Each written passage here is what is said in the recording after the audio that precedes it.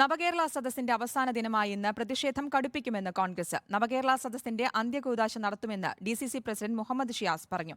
എന്നാൽ ചാവേർ സമരത്തിൽ കോൺഗ്രസിൽ രണ്ട് അഭിപ്രായമുണ്ടെന്നും വിചാരണ സദസ്സിൽ ആളെ കൂട്ടി കോൺഗ്രസ് ഉശിര് കാണിക്കട്ടെയെന്നും മന്ത്രി മുഹമ്മദ് റിയാസ് തിരിച്ചടിച്ചു.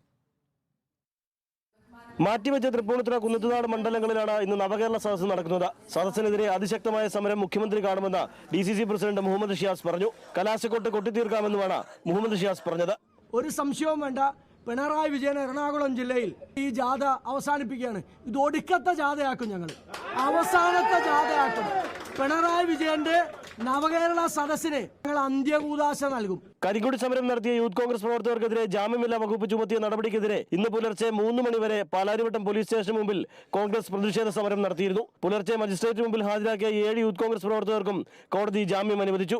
അതേസമയം എറണാകുളം കോൺഗ്രസ് നേതൃത്വത്തെ പരിഹസിച്ച് മന്ത്രി മുഹമ്മദ് റിയാസ് രംഗത്തെത്തി. പ്രതിപക്ഷം സംഘടിപ്പിക്കുന്ന പ്രതിഷേധ പരിപാടിയുടെ പേര് പോലും ആളുകൾക്കറിയില്ലെന്നായിരുന്നു മന്ത്രി റിയാസിന്റെ പ്രതികരണം. ഇതിന് ബദലായിട്ടൊരു സദസ്സ് സംഘടിപ്പിക്കുന്നുണ്ടല്ലോ, അതിന്റെ പേര് പോലും കേരളീയ സമൂഹത്തിന് അറിയില്ല.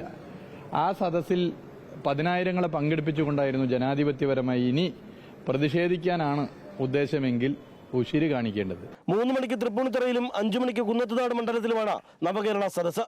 റിപ്പോർട്ടർ, കൊച്ചി.